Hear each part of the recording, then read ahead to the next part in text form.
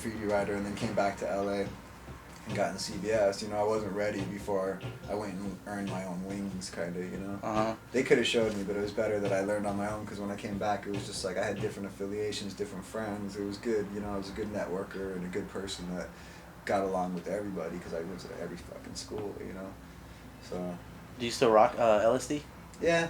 I'm not supposed to because of CBS stuff and LOD and all these things. And when I got in CBS, I was pretty much forced to drop out of LSD because there was another LSD from Silver Lake. We never really got the clear story on it, but they were dissing LOD, and it wasn't us, you know, and created this problem. And the LSDs didn't really want to try to solve it, and they were like, didn't care to solve it, you know. They were like, fuck it, we don't, you know, it's not our problem. And I was like, yeah, but it's, you know, my problem. And at that time, I was the leader of the crew, and all of them were doing things that were pissing me the fuck off.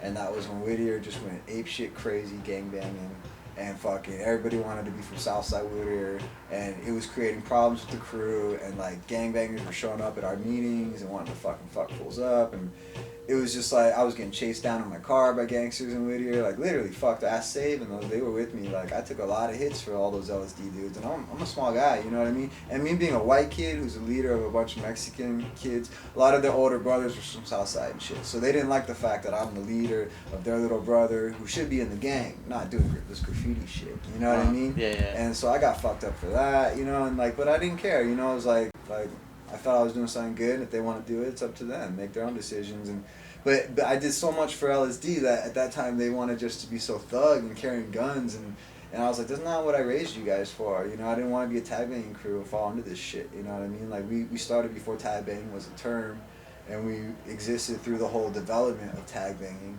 And I felt we were stronger than that. Like, we'll box. Like, we're not afraid of nobody, but we don't need to kill you over some graffiti. You know what I mean? Like, Yeah. we're not afraid of you, but it doesn't need to go there, you know? And when they wanted to take it there and everybody wanted to be gang affiliated, I was like, why would I not walk away? Like, my whole goal, even before LSD was ever anything, I want to be from CBS. And so why am I not going to get in CBS? Because you guys don't want to be a crew anymore. You want to be gangsters. But what I learned over time, and I feel really bad about, and I've reestablished with the LSDs, that because all the gangster kids, they're not around anymore, and the kids that were the writers stuck it out, and those are the kids that were like, you let us down when you walked away and whatever. I was like, you didn't voice that you were gonna make it one way or the other, you know. And they're like, but we are writers, we're not gangsters, and blah. So that's why it's like, okay, well, I'm here, you know what I mean. And I've told Anger, and I've written it in front of all the CBSs, and they're like, you're not supposed to do that.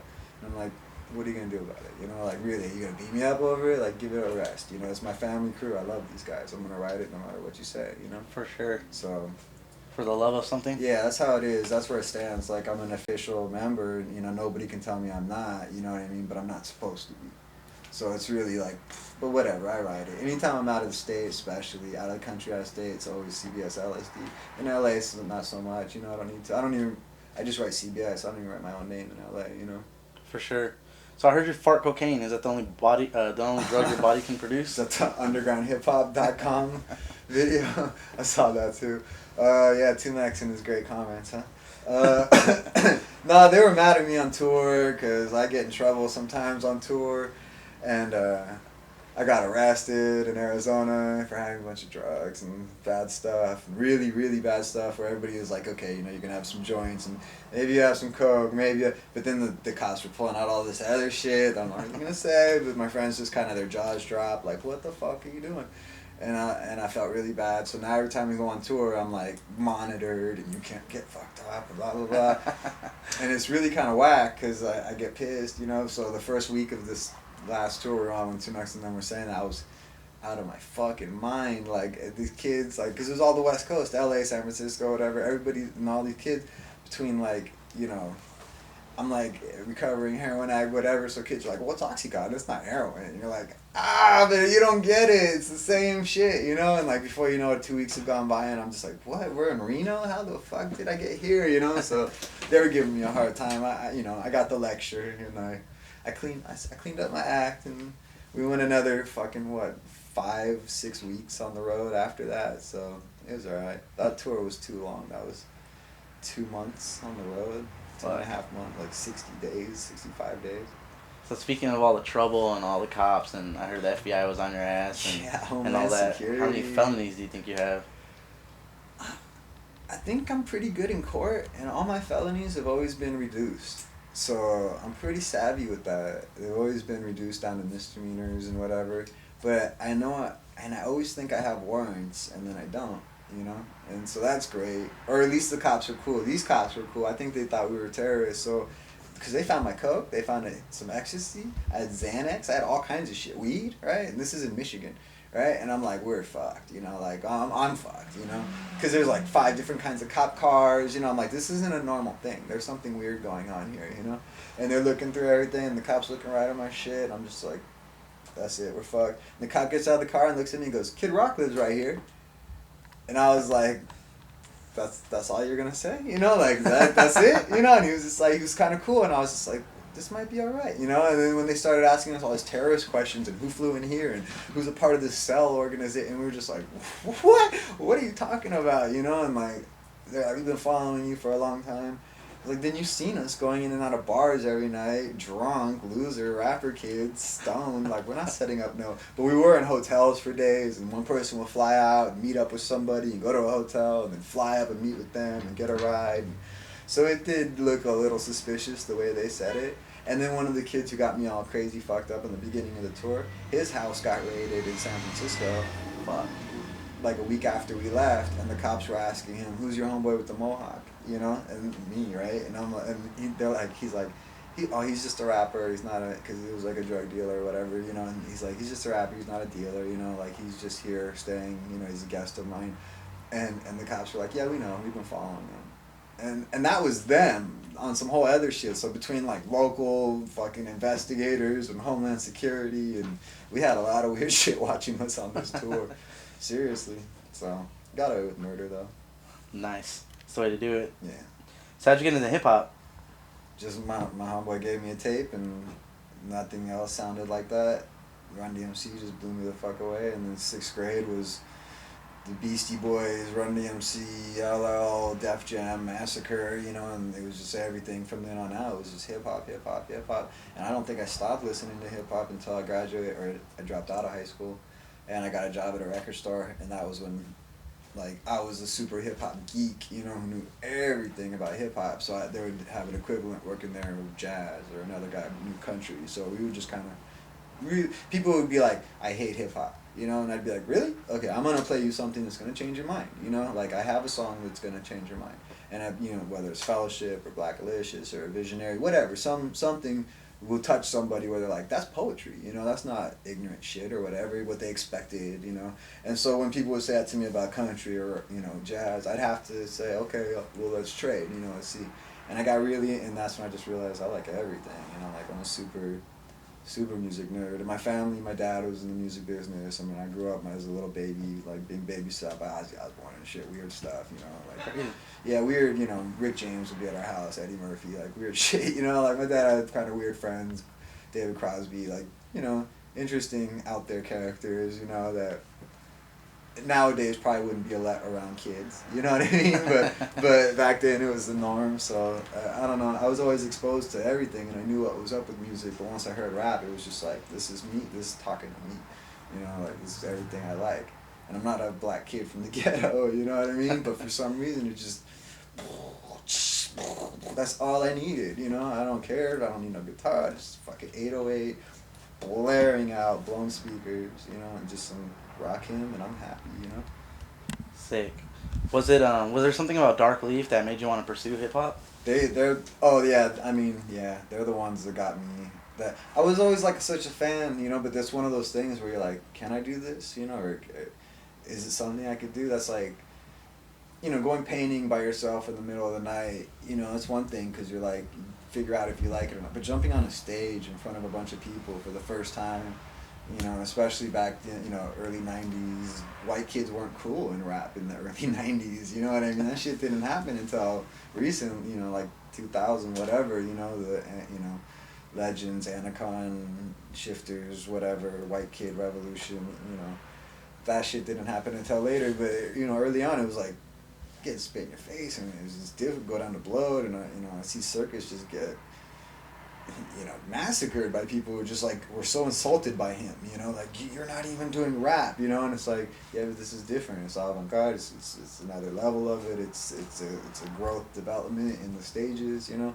and they wanted this purist traditionalist shit, and a lot of LA people I think were so anti that thing happening that they blackballed themselves, and now that it's all these white kids, they can't even get the shows, you know what I mean, that they deserve, you know, and I'll see certain people on buses and I'm like, you're my fucking hero, dude. You're not making money in rap? How the hell am I making money in rap if you're not making money in rap, you know?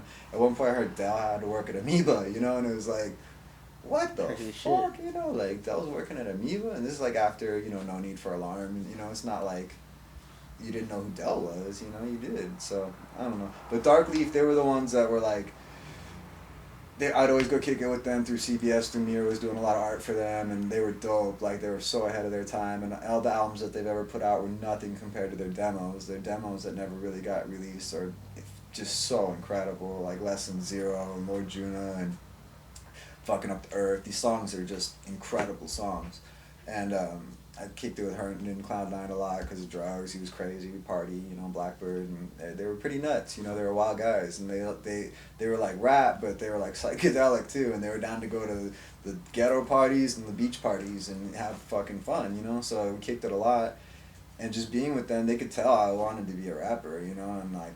So they, you know, they'd let me write verses and let me record with them. And I get kicked off every song because my shit was whack, but they let me do it, you know, and that was enough to be like, okay. And then me and Fever from CBS started writing a lot together and recording it on our own, and that was just like Darkleaf. Whenever we start going out at that point, they're like, okay, now you're doing it. Whenever they're rapping, they'd be like, and like just chicken shimmy on the mic, like, here, you know. Next up is this white kid we brought with us, you know, and it's like, do it or don't, you know what I mean, and sink or swim, and fucking, I'd always, you know, made it out of the pool somehow, you know, here I am. So how was the first experience of you being on the mic? I think it was at an AM7 party. He was from AM7, Graffiti Crew. It was at Nanette and Tyre's place, that weird apartment building off of... Western and Melrose. Yeah, and it was like this weird courtyard, and...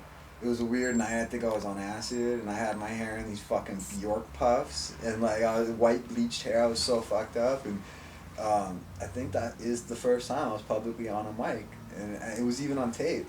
And fucking Cloud9 just called me out. And that was just the first time he did that to me, and it was like, and I thought like, you know, I felt terrible about it or whatever, and then somebody handed me a tape of it like a couple weeks later, and that shit was dope. Like, I was like, I could hear it, and like, it was a horrible recording and everything, but it was just like the timing and then the cheers, and I was like, I held my own, you know, with a bunch of my heroes, you know, so that point on I was like, fuck it, this is what I want to do. And I owned a business. I mean, I had a whole different life path, you know, like I had a piercing business on Melrose that was successful, and I didn't have to do shit except talk to hot girls about their tits, what kind of jewelry they wanted in it, you know, but I didn't want to do that anymore. I didn't want to be there. I wanted to go rap, and I sold my business and fucking hit the road, gave up everything. When kids are like, what's the best thing I could do for my career?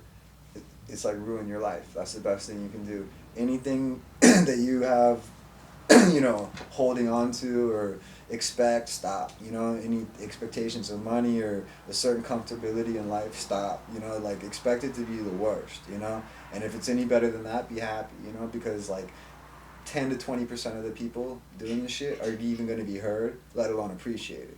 You know what I mean? Like, out of 20%, maybe 5 are cared about. You know what I mean? And there's this other 15% of people, you know their names, but you don't buy their albums, or, you know what I mean?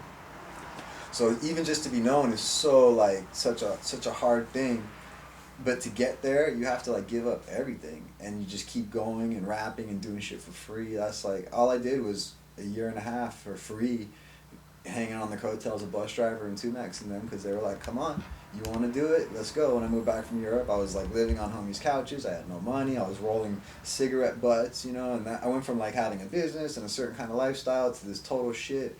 And they were like, come on, you're from Shapeshifters, what are you doing? Like, don't you know what a CDR is? Don't you, like, and Shapeshifters kind of disbanded at that point, like in 2000. Like, it was just Circus and AWOL, and the Chainsmokers were off doing their own thing, and everybody kind of stopped talking to each other for a little time. And I don't know why or what exactly happened, but I kind of forced my way back in the group.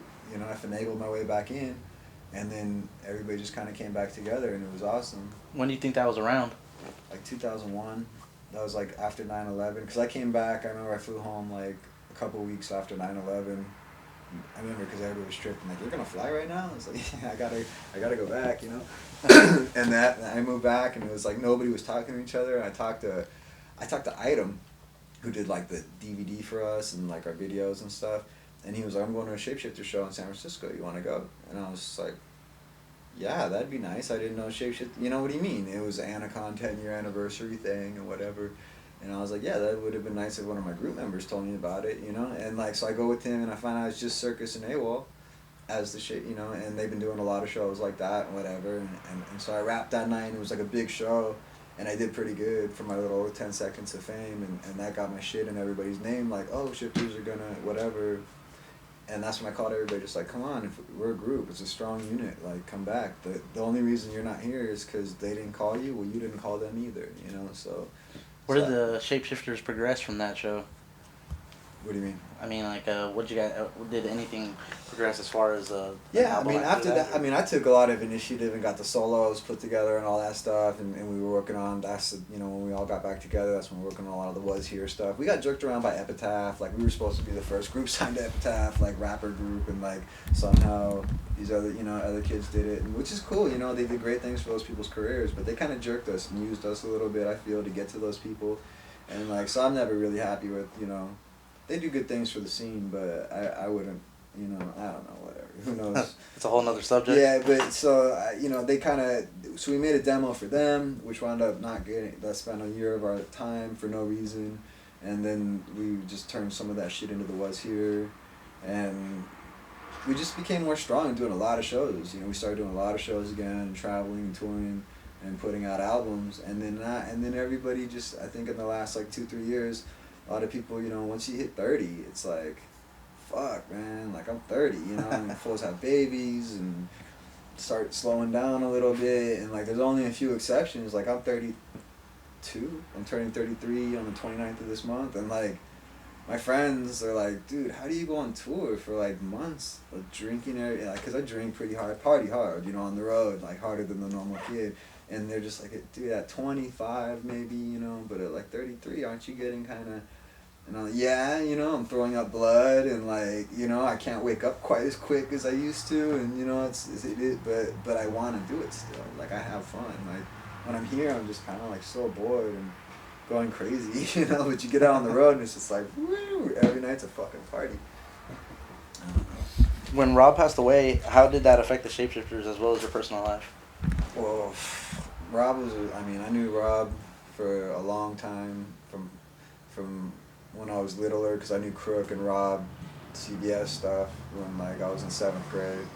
And, you know, when I first got in CBS, Rob would take me painting and show me shit, and because I was such a music fan and he was such a music guy, you know.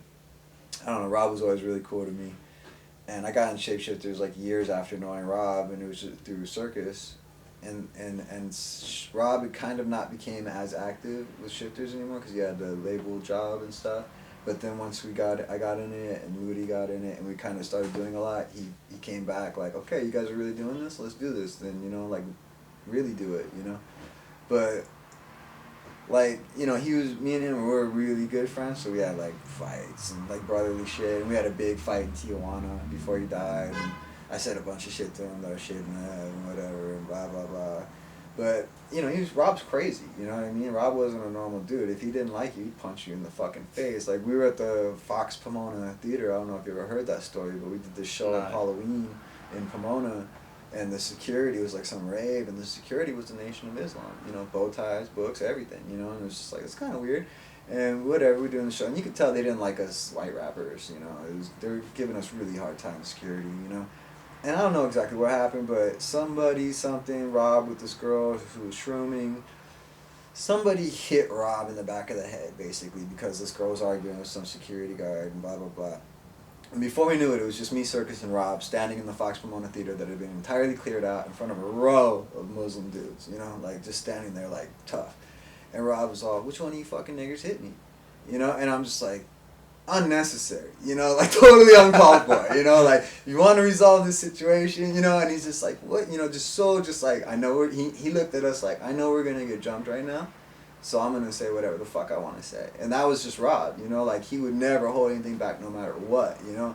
Like even on girls and shit, he'd get a little crazy sometimes. You're like, Rob, chill, you know, like chill out. He's like, fucking throw out the moving car, you know. You're just like, chill, dude, like calm down. Like he didn't have a lot of love for girls, you know, so. But he loved girls, you know what I mean? He was a really weird, funny guy. But yeah, when he died, I don't know. We all lived in the house together. Me, Ludacris, Bleak, a couple other heads, and he was living there with us. And like he was really sick. Because we got jumped that night in Pomona that I was talking about, the Fox Theater, we got really fucked up. He got his leg broken. This is when he had cancer. I got a couple ribs broken and stuff. And, because he got his leg broke, he lived on the second floor. He couldn't go up and down the stairs as easily and take care of himself as much anymore. And living with a bunch of bachelors that can't take care of themselves. We're a bunch of dirty rappers, you know what I mean? We're just barely getting by. This was a long time ago. And, it was tough, man. Like, your friend's dying, you know, right in front of you. We went to Hawaii. He refused to take his medication. He was sick, you know, like, he shouldn't have gone, but he wanted to. He's like, I'm going to die. I want to do it, you know. I want to do the last days. I don't want to sit here in a bed looking at a fucking wall, you know. So that was really tough. And then, like, his supposed girlfriend, yeah, bitch, Lisette, I'm talking to you.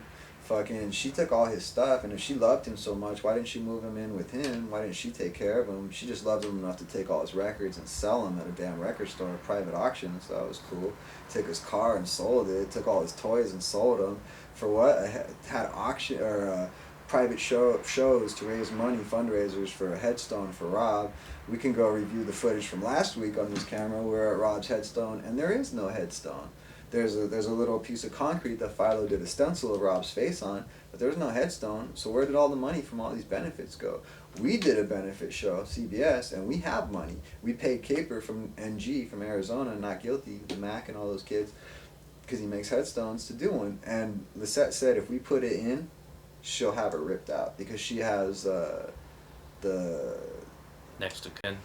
Yeah, the authority over the property, nothing can happen unless she gives the word. Yeah, and it's like, he didn't love that bitch. I know that. He threw crutches at her, telling her to get the fuck out. Like, I know Rob forever. He didn't love her. She was just a girl, it was just a girl. And she just happened to be the one who was there when he died. And she fucking capitalized on that. And I'll never... And she copywrote his name, telling us we can't put his name on things without her permission, shit like that, where it's like, fuck. Wow. Yeah, so, but when he died, I mean, it was just, I knew it was going to happen. I mean, you knew it, and I don't know, I went to the hospital like twice to see him, and it was just really too tough for me, and at that time I was really strung out, losing needles, and just not in a good place, and my mom actually went and saw him a couple times in the hospital. I didn't find that out until after he died. She didn't even know him. She just knew he was my friend. She would go see him. I thought that was crazy. It's pretty weird. Hold on a second. Okay. My bad. My fucking battery just died right now. It's all good. You got a charger right here? Or like an outlet? TV. This homie Yaniv is on LA Inc. is fucking... That's the homie. It's Pixie's boyfriend, on right? and off boyfriend. Yeah, and I'm just... All these friends I'm seeing, like, I know that dude. Like, why are they on TV now? Like, they're just kicking it in the background. Like, I'm on TV because they're on TV. It's like, wow. Well, that's crazy shit. Yeah, it's funny. So what's the most personal tattoo you have? Oh, shit. I think it's the easy one. What do you think? Yeah. I'll let you tell them. Wow. I don't know. I have, when I first started with the tattoos, it was my leg, and I was, like, crazy with it. Like, everything had to mean something, and every flower was a person, and every pill was a time, and now I'm just like, I don't give a shit, man. Tattoo a fucking fork on me and are done, Like, if it looks good, I don't care. I'm not so sentimental about it anymore because I'm just so covered. And anytime I have a good idea or I think of somebody suggests something awesome, I'm like, yeah, I already got that. You know what I mean? So they're like, oh, let's do a horseshoe with a unicorn. Yeah, I got that. And like, really? Like, yeah, sorry. So at this point, like, I'm just collecting silly ass tattoos at this point, but I don't know. I have my stomach is the skate. That's pretty fucking personal. King of Graffiti, Krylon tips and the spray tip wings and the Krylon hands, Buddha hands. He's got his hair in a structure. Clay Decker did it. They were good friends, so I kind of got his facial features a little bit. And then I got the fucking Rob one, which is of course a little personal, Red one. Sick with it. Yeah.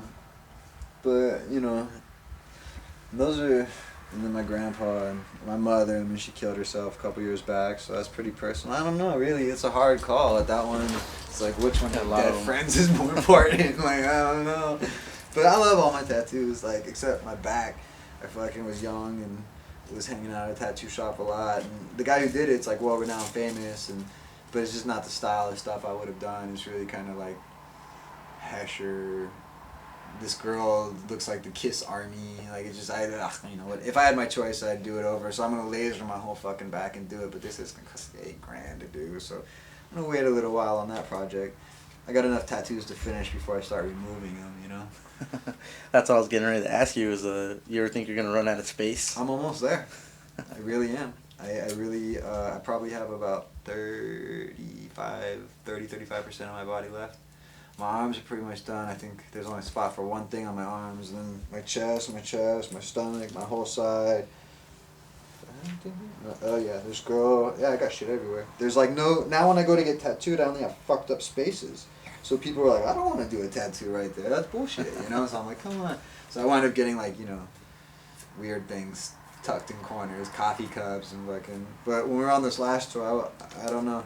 I got roofied up by some strippers and woke up with a tattoo of Eazy-E, so that could have been worse, I guess. Nice. Yeah, you know. I figure if the game can have it, then, you know, I can do it too. Hip hop, you know, it's all good. Who's your favorite tattoo artist out there right now? That's hard to say. I really like.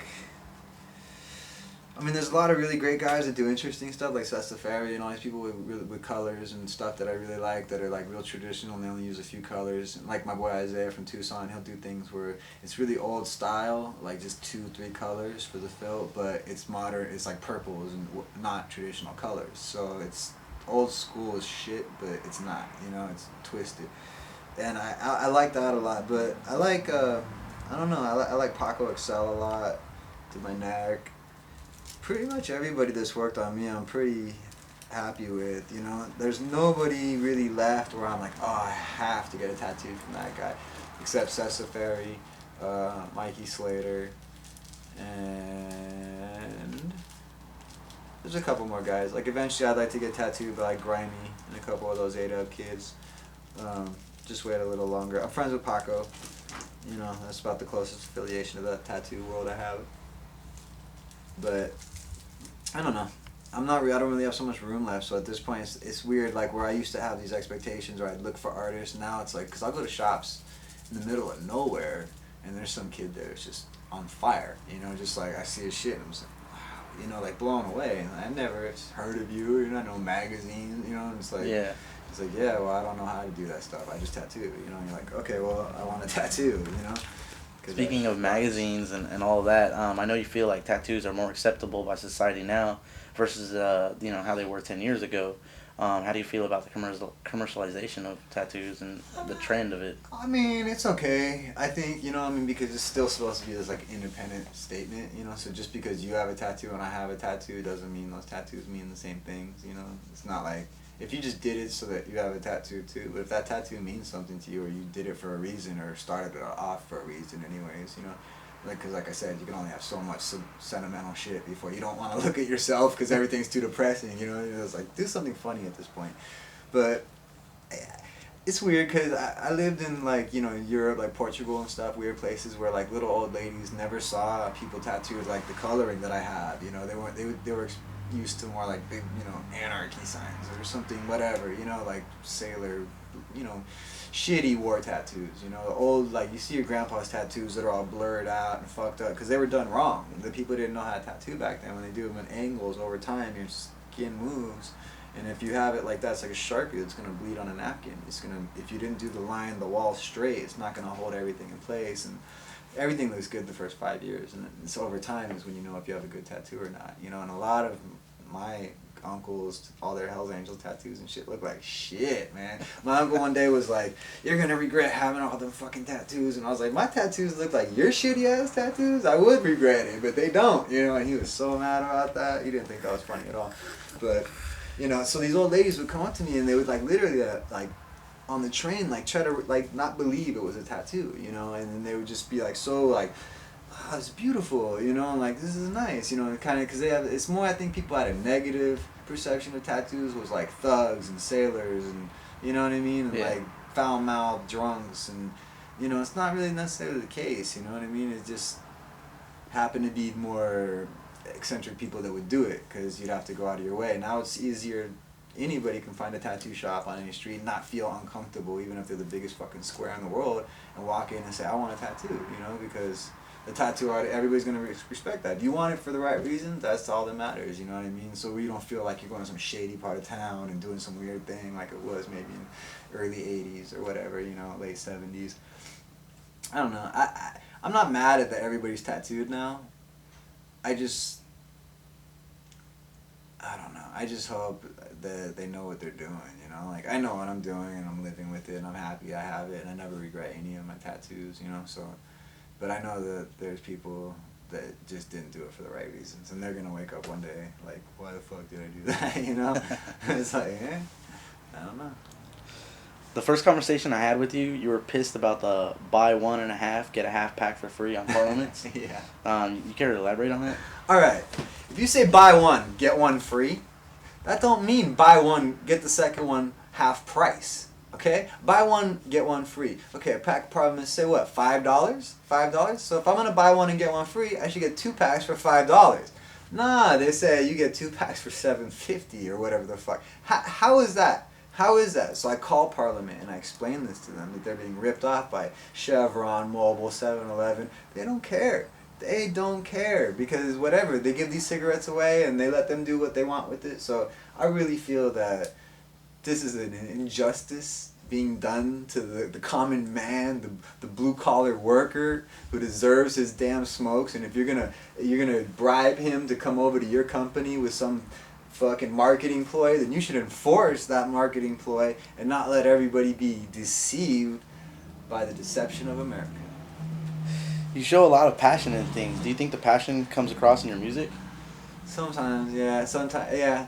It sucks because a lot of times the most emotional things that I listen to are things when I was totally fucked up on drugs and things I don't like listening to because I feel like I could have done it better or something, you know, but that's the most feeling in that stuff, you know, and I reflect on it and realize that there is good in it and it was sincere and, you know, I mean, shit, pain, art, you know, that's like all the inspiration. And it's just, if I'm too happy, you know, I'm in a good place, I can't really write. If everything's going good, I don't feel inspired, you know, but when shit's like hard and tough and like, my mind won't stop and it's easy to write and, you know, I don't know. I got a little sidetracked, I guess. Yeah. What was the question one time? I said you show a lot of passion in things. Does the passion come across in your music?